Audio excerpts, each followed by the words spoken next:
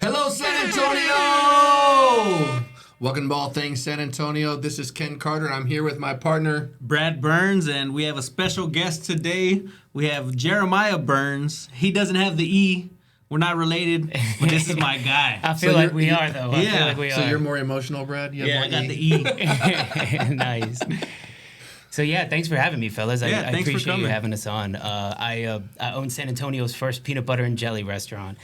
We're actually the only one in Texas, and it's something that we've established in 2019, October of 2019. So it's something special. After about 4.5 years now being in the city, we've built quite a family around this nostalgic sandwich that we all have grown up to love, you know? So you've been in the city for 4.5 years, or what brought you to San Antonio? Are you a San Antonio native? So I was born in Germany, but I moved here when I was 1 with my family. So San Antonio is my city. Air Force brat? I wasn't. My mom was German. Well, my father was military, so she met a military man, and then we moved here from Germany. And from 1 year on, I mean, I'm 43 now. San Antonio has been my city.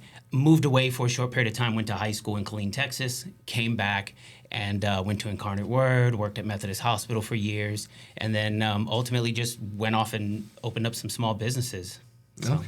Nice. I think one of the coolest things that I've seen is how you were able to take the concept of peanut butter and jelly sandwich, and you can correct me if I'm wrong, you don't have like a huge advertising budget or anything like that. None at all. But if you go to the San Antonio restaurant Facebook page, this guy like owns that thing. Man. You can't scroll 3 posts without somebody putting a picture of like, man, we just had this sandwich here and it was amazing. You know, it's humbling because sometimes I started out on the journey with literally just this concept of like, I want to show that you can do anything, even serve a peanut butter and jelly on a plate. And if you do it with kindness and you do it with love and you do it with compassion, it really doesn't matter what it is. And I think that's come to light after about 4.5 years. And I'm always just so humbled. Like when I almost see it from like an outside view when I see the post and the reviews and people's just taking to it, I step away from it. It can just let it have a mind of its own because, it can be overwhelming when you have, a microscope on you like that and people are making comments and it, to me, it was just something so simple that I felt like was for me, that now when I see it like just kind of do its thing, I just take a step back and smile, man, because, the sandwich in general makes us smile. And to present it with, our motto's made with love, served with kindness, and to present it on the old Corral plates and to make you feel like you were at grandma's house eating a PB&J after school, every time I see it online, it just makes me smile and just go like, man, like this can be and will be eventually something super special for the city of San Antonio in general. I think it already is. Thank you. Yeah. And I just think it's so cool. Like, and when we talk about peanut butter and jelly sandwiches, if you haven't been there yet, it's not your basic peanut butter and jelly. Yeah. I mean, it all started with the classic, right? The peanut butter and the jelly. And when you're delivering a restaurant concept, you can't do something that literally anyone can make at home. So we add like bacon and bananas and walnuts, jalapeno jellies. We do double-deckers on Texas toast and we grill them. And that concept just kind of came to light as I opened the restaurant. I truly, when I opened it, had no idea what direction it was going to go. I mean, from day one when I opened, I was still trying to pick a bread. And then just watching it like unfold with the Texas toast. And then I did a shoot with David Elders, October, November of 2019, like maybe 3 weeks after we opened. And I remember that day I was super anxious and I walked in and I was like, I don't have the marketing and advertising. Like, this has to be it. I barely knew who he was at the point. Like, I was really naive, wet behind the ears, right? That was his early days. Early days. Yeah, he was still Elders Eats when he was on the news. And I wouldn't say too early, but he had a following. And, he walks in, and I remember that morning, like, looking him up, going like, yo, this is my chance. And he came in, and I just locked in. And as we're starting to do the shoot, like I'm pacing back and forth behind the camera because I'm nervous. I was like, does he like it? I don't even know, And that day it was like, I get it, Texas toast, everything's bigger in Texas, the double-deckers, the jalapeno jellies. And it just started like from that shoot on, I do, contribute a lot of that day going like, when he was presenting it on the plate and showing it, and I was like, there it is, there it is, there it is, and it was just like this, like, let's do it. And then from that moment on, it took off on its own, you know. Man, that really is a testament of like just keep taking one step forward. Yeah, it really was. If you don't stop moving, then the right things will happen. And it started early on when I just when I had the idea, and then it was like, this is for me, right? Like, I can't let this go. Like, obsessed about it. It was wild. And I do have a trait of obsessive compulsiveness, and I think it plays a really good, when you're locked in, it plays a really good factor in the positive aspects of you, because I've used it for, like, bad things in the past, you know, the addiction and things that. Yeah. So I've turned that understanding of, like, what do I do with this energy, this compulsion that I have? And I mean, like, it was in my throat. And I would wake up at 2 a.m. and just like, and I'm gonna do this. I'm gonna have jelly dripping down the walls, and I'd go back to bed, right? And so, like, when I had that simple idea, I didn't know where it was gonna go. I just knew that, like, dude, this is for you. Keep doing it. And no matter what you do next, you'll hit a wall, and then it's like another permit, and then another license, and then another meeting with the fire department, on and on and on. And you're just like, yo, does this end? I don't know where the end is. It's like the city doesn't want you to open up. No, man. It's like, he's like, and your next step, and I was like, wait, health inspection? Yeah, dude. And he's like, and every time you walk in, he's like, there's another check. And then he's like, every time you say hi to the guy, you're like, oh, you need this and you need that. And I didn't know that. And I think that naiveness played a factor in my success. 100, yeah. Because it was like, okay, well, just one more permit, and I didn't know down the line was like 7 more. And it was like, and then and then you set some dates of opening, and you're just like, okay, it's going to be October 1st, and it was going to be October 14th, and then you just realize, I'm completely broken, I can't do this, what do I do now?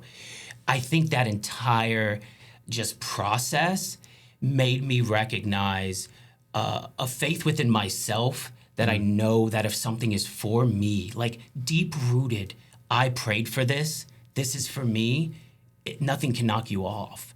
And then just showing up every single day and just like, man, the guy at the city was like, dude, what's wrong with this guy? They were like, hey, man, what's next? Hey, man, what's next? Yeah. I mean, he's my buddy now, dude. He shows up and we like laugh about it. I was like, remember when I did this? And he's like, dude, what was wrong with you? And so, 5 years later, we all kind of look up and we're just like smiling about it. Like, man, I can't believe you're still here. I'm like, I can't either, dude. And watching it just grow and become this like labor of love to serve the city and to feed people. And to meet people like you, man, like you just hit me up online, you came into my shop, and I was like, we're boys. And here we are now, just being able to share something that I ultimately feel is like a footprint in this city that kind of brings San Antonio to that old time feel of like, the small city that we all talked about. That's almost, it's the dynamic is shifting. Right? It's getting so big that it's hard to walk into the city now and remember the 80s and 90s that we grew up on, where like you walked out and you saw all your friends and you said hi to people and you knew people and we all looked out for each other. And we walked into restaurants. We didn't get on the phone and order a meal. And so I don't do any third-party delivery. Like, you got to come in and say hi to me, and you got to see a smile, and I got to see how you're doing for the day. And I feel like maybe I'm trying to keep that small town feel in this city that is just ultimately like growing so fast.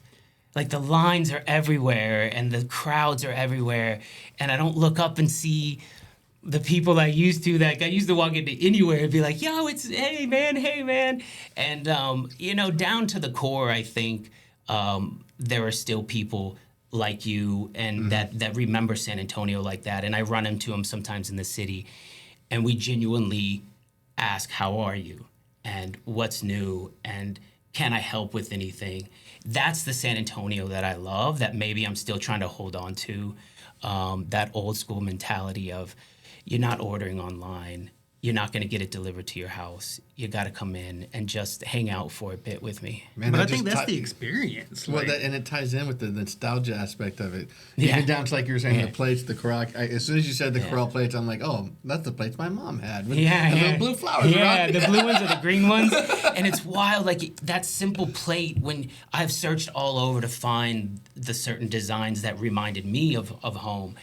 And you can just hand it to someone and like, no doubt they'll look at it and go like, my grandma. Yeah. And I'm like, yo, for real. And she's like, man, you know, she passed away. And then we get into this like deep conversation of, but like, do you remember when? Or it gives me chills because it's something that I think that we all kind of hold on to, that I'm trying to encompass. And if you go into the restaurant, it's I call it rustic, but literally I found everything on the side of the road because I didn't have any money. And it's like old tables and old chairs and, you know, things donated from people.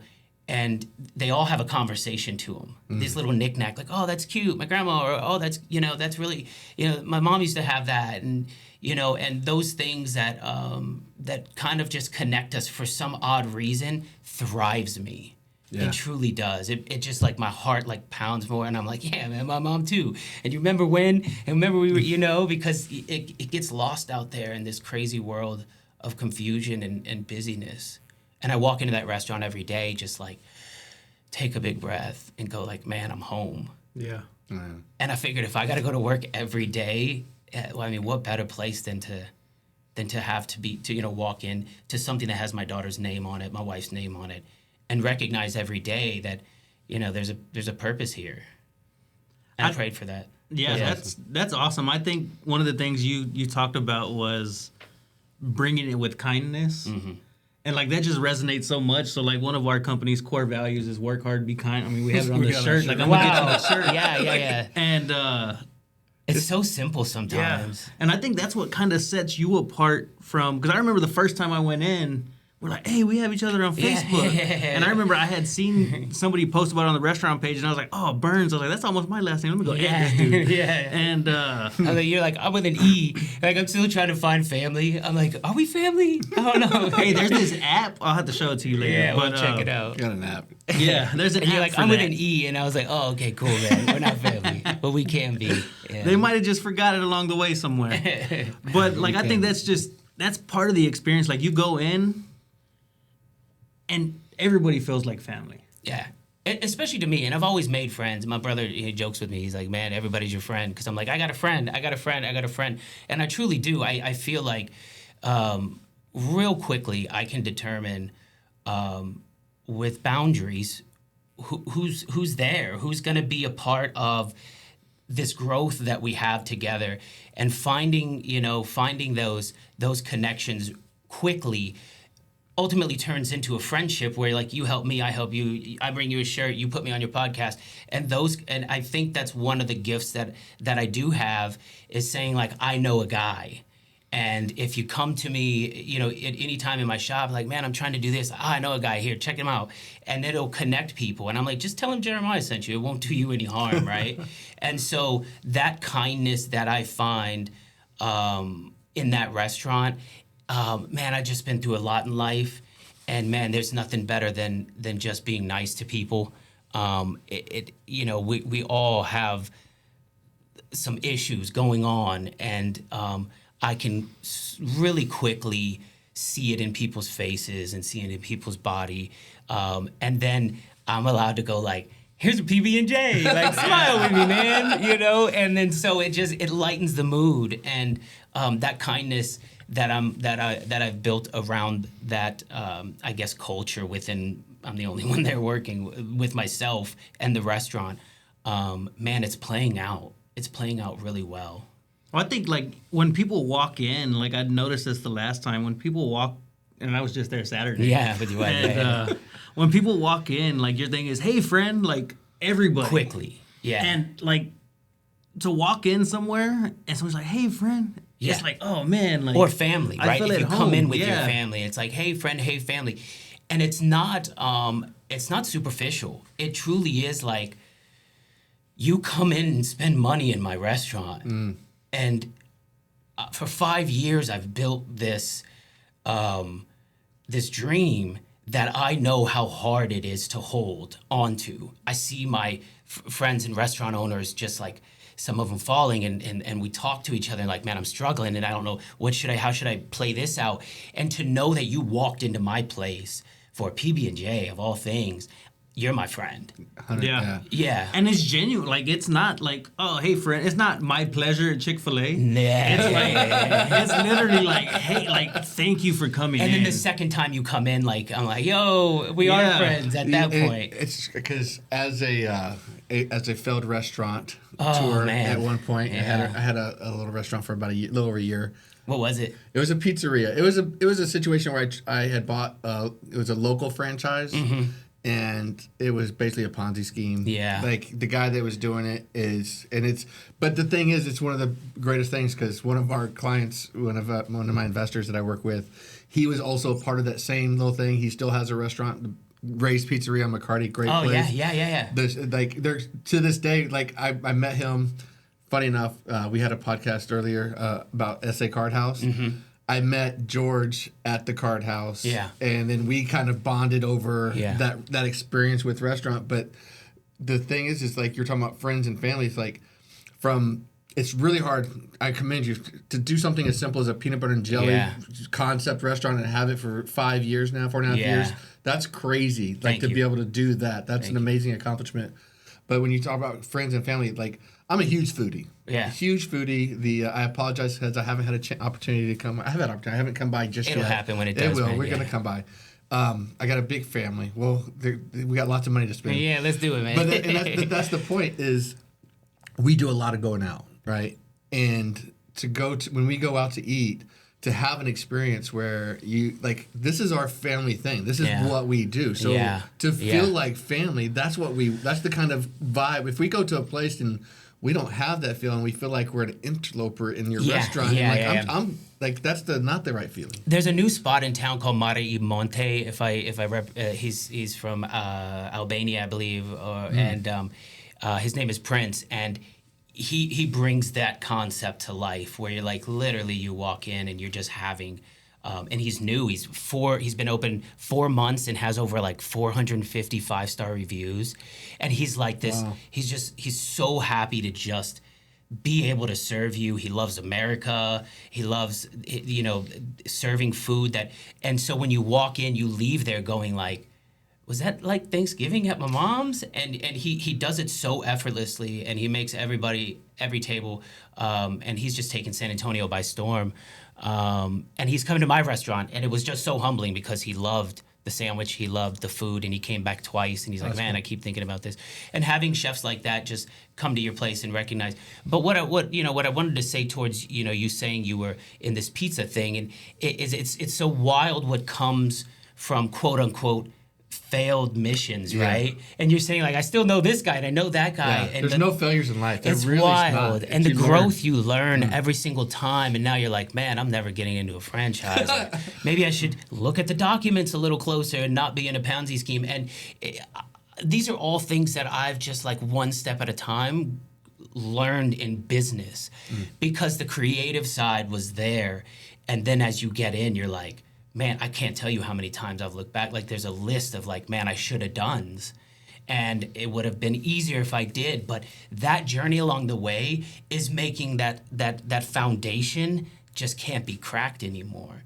And now every step of the way is a little more methodical, is a little more understanding, where I'm able to look people and go like, hey man, I think you might want to do this. Yeah. Because, sometimes you don't have that along the way. And man, I'm just this like wealth of knowledge, like make sure you do this when you're there, make sure you look at this and make sure you have a lawyer because man, those little mistakes that I never even knew I was making until I made them, man, they can ultimately put you under. Yep. And somehow I've been blessed enough to not make that fatal mistake that says like, when are we closing? And, through COVID, that was a question that never, and it never like left. We opened 4 months before COVID. I'd even like that just adds to the accomplishment. Yeah. Actually, I didn't even. It's crazy. October how of soon we 2019. Forget about COVID. Like It's always been in the same spot? Yeah, we opened October of 2019. Wow. And then 4 months later, I think like March 15th was the day November, December. that I know. Yeah, I shut down. Literally from one day to the next, I was like, nah, that's not gonna happen here. And then like that next week, I went from to one customer a day, just going like, if I can pay the rent, I'll just keep going. Yeah. If I have food and enough money to pay bills, I'll just keep going. My wife was really good with that. It was like, we're fed, bills are paid, and I honestly, I couldn't let go of not knowing what this thing could have been, like to the fullest, like it is now. If I would have bowed out, it would have been, I would have forever gone like, what could have been? But I think this is still the beginning. Yeah, man, I hope it is. Like, I mean, but you're talking about now, but you look yeah. back and you're like, man, I had those struggles. You look back now and like, man, I was tripping over that struggle. Yes. And now I've got this. But I mean, it's just the beginning on where it leads up to. And in 5 years, I think that they say like 5 years you can breathe, and then you talk to other restaurant owners who are 10 years, 20 years in. I'm struggling with where that next move is, where the growth is, because I'm just so in awe of where I'm standing now, with the success, it's not always monetary gain success, but with the success of what it's having on other people's lives and an impact on that. I made a promise to myself that my daughter would be, up in the 8 and 9 years old before I made another move, because I am such a man who's like next. So I think that it's not in my heart yet to make that move, because I don't want to miss out on her life, and I need to be there. So yeah, my hours are 11 to 4, Saturday and Sunday, 11 to 3, Tuesday through Friday. And it means everything to me that I close that shop and I'm with my daughter when she's out of school, or that she's with me there. I worked in corporate for 11 years, and it was like you were a slave to the man, and like clock in and this clock out, and leaving there and being able to really form a life around my family and God first, and encompassing them all together is I guess the goal we're all trying to find, right? That happy medium of like, I have the time with my family, I'm making enough money. Not getting rich, but it's more successful than having a bank account full of, There's zeros. a new definition of rich, I think. And I think COVID also taught us that as well. It's like it's having that balance and having that life with your family, and be able to make sure that we get to enjoy them and they become productive people, like. Well, you would just consistently chase the next dollar, and it doesn't know and it's a man-made substance, and anything that's man-made, I mean, like it's printed, it was made by a man. If you chase those, you're gonna get lost, and if it becomes your obsession, so your obsession has to be, God, family, and work. And I've come up with a concept that says like, this all kind of works together, and I don't know how, but I'm loving it, man. It really is one of the highlights of my life. When I look back, I can say like, man, this is cool. That's awesome. I mean, that's the same thing. We've built our business upon God family business is one of our core values as well. Like, that's it. I might be working for y'all soon enough. Jeez, it sounds like we're the same, group. Well, it's a lot of what we do is for the same reasons, just because it gives us the flexibility to have time with our family and such, and not. I punched that corporate longer than his, but the traveling 2 weeks out of the month and everything, and being gone forever. And I didn't know there was a core group of people like this until I got into it, and I'm like, oh man. And I feel like, seeing his stuff online, it's like literally about like changing the city with real estate, flipping, fixing, selling, and then his family's on there. That's his entire social media. And with that alone, like you can tell like there's a purpose behind this man. And then now I met you today, and with that purpose, man, there's something that will never falter if you just stand on that ground. Money comes and goes. Sometimes it's worth a lot, and sometimes it's worth nothing. I never had it, so I really didn't care to get it. And it's not in the restaurant business, by the way. Well, that's it. It's all about the experiences. Yeah. Like, it's not about the acquisition of things. Yeah. Like, it's about going and doing things.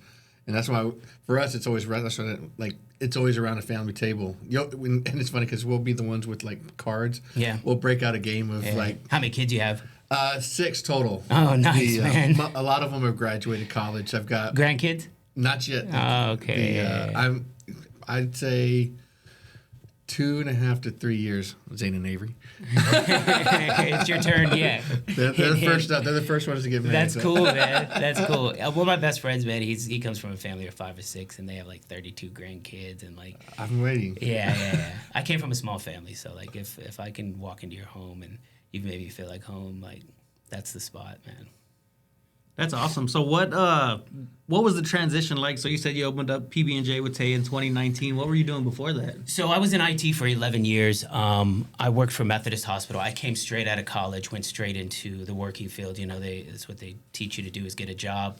And I worked in IT, corporate, telecommunications, have a master's degree. And for 11 years, I just kind of spun my wheels, and I never felt satisfied. I walked through addiction for years and would leave work just to get a drink and things like that. And then when I finally got sober, was clean and sober, man, I started to really like dive into like who I was as a person. What am I supposed to be here for? And then so I meet my wife, have my daughter, and I remember I was sitting at church on Sunday morning on fraternity leave, and I'm going back to work on a Monday, and I was just looking at my kid going like, I gotta leave this for like 40, 50 hours a week. Like I remember literally saying, God, if this isn't where you want me, let me know.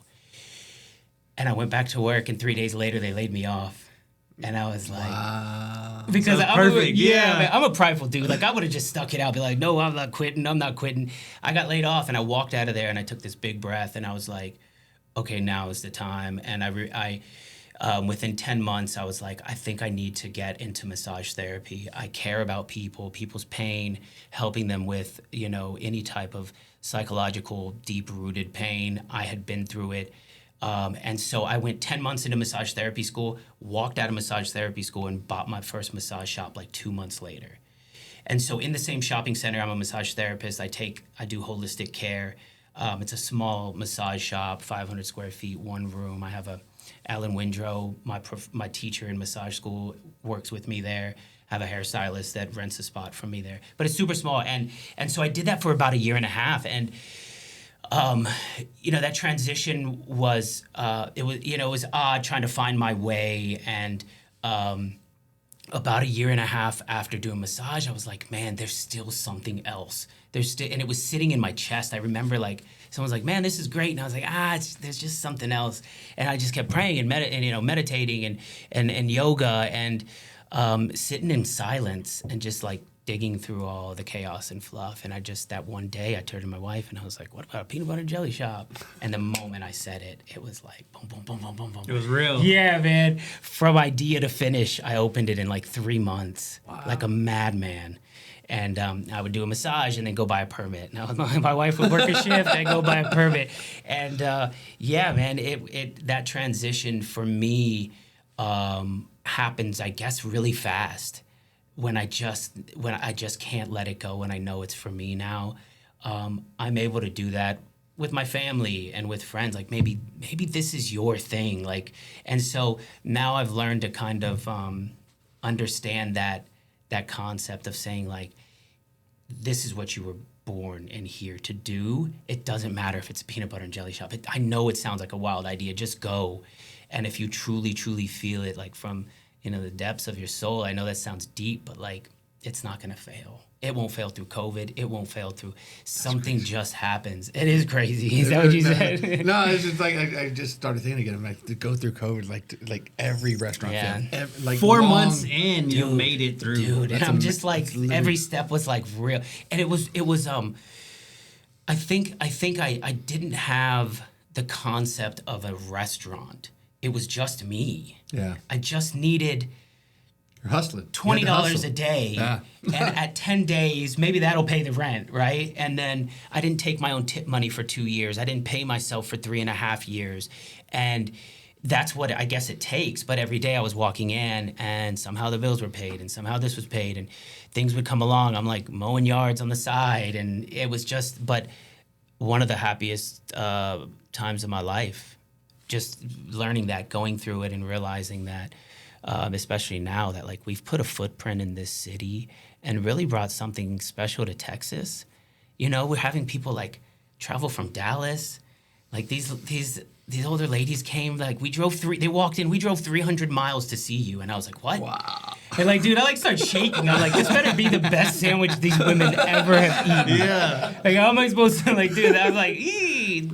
That's crazy. And so like, you know, and then like people were like, you know, we drove from Florida. We make trips to restaurants, and we drove from Florida, and we had heard about you back there, and our trip just happened to be through San Antonio to come see you. And man, like what? I'm so thankful. Is I guess the biggest, and my gratitude towards it all is massive, man. Just that in general, man. That's like, awesome. That's we awesome. put a footprint in this state, and I hope that it continues to grow. What that means, you know, right now it's just something special. I think as long as you keep That's doing cool. what you're doing, yeah, making everybody that comes in yeah. feel special. When you stay humble about it and everything, and it keeps the hunger going, you know, Yeah. and that's how you keep growing. It's I like- mean, what's more humbling than like eating a PB&J broke in college? You know what I mean? Like Yeah. that sandwich alone is like humbling. Like it's like a loaf of bread and a jar of jelly, and you're just like, oh man, Well, times are tough. we usually ask our guests like what's their favorite taco place and or whatever, but I want to switch it up. The gun to your head, so you have to choose one of the two: Okay. Peter Pan or Jeff. Hands down, honey roast Peter Pan. That's what we use in our restaurant. There we go. I just let the secret out, man. It's a game changer, and I don't know why. I tried making my own, and sometimes I get flack for it. It's like, oh, you're a PB&J, and you don't make your own jelly, and I'm like, man, someone perfected it. That honey roast Peter Pan is what I use. I've been trying to get like a promo with them because I go through so much. Like I've reached out to corporate Peter Pan, like, yo, like let's do a commercial together. But it hasn't happened, man. But yeah, honey roast Peter Pan by far. Well, hopefully they see this and they're like, all right, we got Well, Yeah, we wait, gotta I know get they're this guy. watching. Yeah. If not, we're gonna tag them in the video. Oh, you have me phone calls and emails, and they're like, yeah, reach out to this guy. I was like, I'm never getting it. I don't know if I want to, you know. I still want to know though, what's your favorite breakfast taco in San Antonio? I'm not a big taco guy, man. I have some favorite restaurants, but it's because the owners are my favorite. yeah. And if I could just throw them out there, man, we have Elders Family Dining. Where's that one at? It's off like Pat Booker and, man, I don't want to get, Kitty Hawk and Tupper Wine. And it's just like Louisiana style. Like, talk about feeling at home. Man, they come out from the kitchen and my daughter hugs her, and they're just wonderful people. They're not going to be open much longer. The business part of it has really taken a toll. Then we have, you know, Crazy Katsu, my boy Phil. Yeah. Monte that just opened. Prince is fantastic. Man, I don't want to miss anybody because there's a lot. Gino's Deli is always ranked in the top. That guy's super kind. But yeah, man, I think I don't eat breakfast, and I don't want to dodge the question, but like, No, it's fine. you know, tacos in general, it's not me, but like there's these restaurants that mean something to me because of what they are and who they are in this city. Man, and I wish the best for them. I really want the success, but when we all reach out to each other, we're just like, we're trying to talk each other up while we're all going like, I don't know, man. But I see that all the time, and that's the restaurant community does that more than any other community. I feel like Yeah. the taco trucks they band together all Yeah. the time. Not I say taco trucks, the food trucks in general. Yeah. The whether it's a coffee truck or it's a burger You know, place, they all work together. I'll say that there's this, and shout out to the foodies in San Antonio and surrounding area. Like they have been the Thank you. I'm just kidding. they have been the backbone to my marketing and advertising, and they have been something that's like I've reached out to all of them, Bootleg Food Review and Eat Migos, and all these guys like that just have come in and just done a spot for us. They had the following. They did all the work up front. Like I'm indebted to those people. Like I had no money, and I literally was just like anyone. Like, hey, I heard you're a foodie. Can you come see me? Can you come see me? Can you come see me? They didn't charge me anything. They just came out and just said like, hey, how can we help? And man, that has been like a huge backbone to just what PB&J is. I wanted to be on their page, and now ultimately they want me on their page because I am the only one in Texas, and we're growing, and it's something different and special. So, man, shout out to those guys who really have taken the time to come out. Lexi Hazlitt did a spot with us, the news, SA Live, like they will find you, and if you're doing it for the city, they're there. I mean, I've been on SA Live 6 times, and then Texas Bucket List, and Express News. Mike Sutter's come out twice and done reviews on us. So those people have been literally like the backbone of me going like, man, I don't even know how I'm gonna make it. People like, yeah, do marketing, do advertising. I'm like, with what? Like, I'm just trying to get a customer in the door through COVID. And so, man, I am. I think that community you're talking about of just going like, man, I'm here for you. What do you need? It's huge in this town, and I found it. San Antonio's great. And it's one of the all of that. It goes back to you, like you felt like the nostalgia of the 80s and 90s. Yeah. I think that's the carryover. Like that's what we call puro San Antonio, right? Like like everybody is for everybody in San Antonio. And I think we're in our 30s. That generation are in our 30s and 40s, and we remember it. And I think that trying to kind of grasp it and hold on to it while we have this influx of growth and different people. But I can tell you this, like, it's not lost. Yeah. If there's one thing that people say when they walk into my restaurant that are visiting or I just moved from Cali, like I hear that nonstop. And it's like the one thing when I'm like, how do you like San Antonio? They're like, is everyone really this nice? Yeah. I'm like, they are, man. And it just makes me realize, like, it's still there. Like, get rid of the TikTok videos you see about Nyosa and the fights and the 1% of San Antonio that goes online and we're all going like, dude, this is not us. Like, that's not us. There is this deep-rooted, like, sense. People, like, even from Houston, they walk in and like, yo, man, I feel like this city's just different. And I'm like, it is, homie, it is. And we're all standing there together, and I feel like I found that core group of people, whether I see you once a month or whether we catch up. When you walk into my restaurant, you're gonna feel what San Antonio means to me and means to so many of us that are like in our 40s trying to just hold on, like, don't let it go. Because we're like turning, that dynamic is shifting, man. And if you want to feel that down home vibe, come by PB&J. What's the address? Yeah, we're at 5335 McCullough. We're on the 2nd floor in the Yard Shopping Center. We're on Facebook, Instagram, TikTok, kind of. I haven't really grown there. But yeah, come see me. Come say hi. Come have a sandwich with me. And anything I can help with, I'm here for.